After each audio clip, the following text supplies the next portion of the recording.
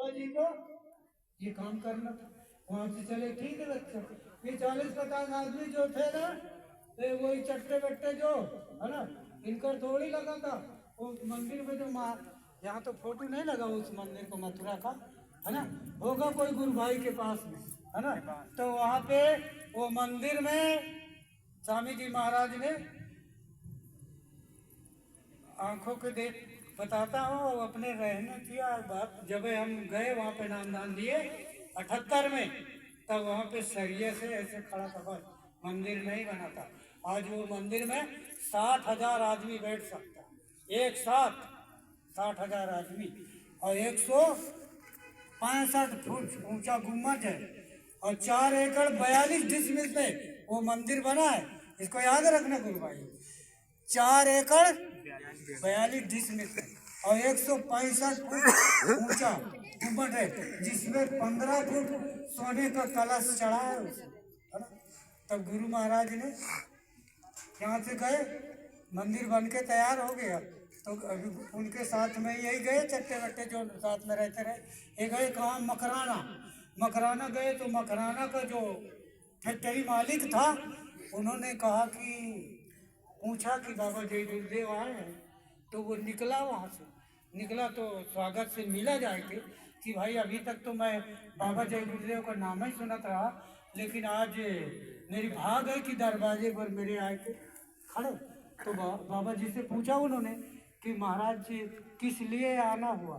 तो गुरु महाराज ने कहा बच्चा कुछ पत्थर लग रहा इसलिए मैं आया हूँ तुम्हारे घर। मकराना का पत्थर उस मंदिर में लगा, सफेद बिल्कुल। तो वो फैक्ट्री वाला क्या बोला कि ठीक है महाराज, कितना पत्थर लग रहा। बोले 2.25 लाख। कितना? 2.25 लाख। तब उस फैक्ट्री मालिक ने कहा कि ठीक है मैं अपने तरफ से लगवा देता हूँ। बहनों भाइयों, अपने तरफ से लगवा देता हूँ।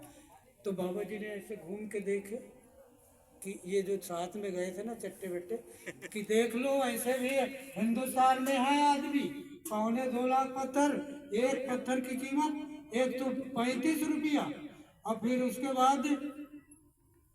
बाद भी जब वहाँ से चले आए तो कुछ दिन में फिर 100 रुपया फिर देना पड़ा, 235 रुपया कीमत हो गया। तो वो गुरु भाई क्या बोले कि ठीक है इतना बड़ा मंदिर हम बनाए के तैयार किए हैं, तो इसमें कपड़ा भी हम ही पहनाएंगे। तो गुरु भाइयों ने आज वो मंदिर वही लगवा देता पत्थर, तो आज दूसरे के मंडे के नीचे शादी करते हैं, है ना, वही होता ना। तो उसमें पत्थर फिर गुरु महाराज जो उन्होंने बोला कि स्वामी जी महाराज हम नहीं लगाएंगे पत्थर इसमें। तो गुरु महाराज ने कहा कि ठीक है मैं जिला बाई जिला एक रजिस्टर इशू कर देता हूँ, अब आप एक एक पत्थर के दे दो, अपने अपने नाम का पत्थर लगवा दो। बहनों भाइयों, नाम तो नहीं लिखा, लेकिन अपने छिंदवाड़ा जिला का कम से कम 12 पत्थर लगा है उसमें। आप दावा से बोल सकते हो कि हमारे जिला का। अब बाबा जी बोले भी कि गांव में तुम प्रचार करना कि चलो हमारा मंदिर देखिए आओ, बन के तैयार हो गया, है ना, जिसमें 60,000 आदमी एक साथ बैठ सकता। अरे भाई कितना भी अच्छा बना दो, थोड़ा 60,000 आदमी तो बैठा के दिखाओ। तब वहां से आया, फिर उसमें ये आया बहनों भाइयों, 8 धातु का 8 मन सोना चढ़ा है उसमें ऊपर।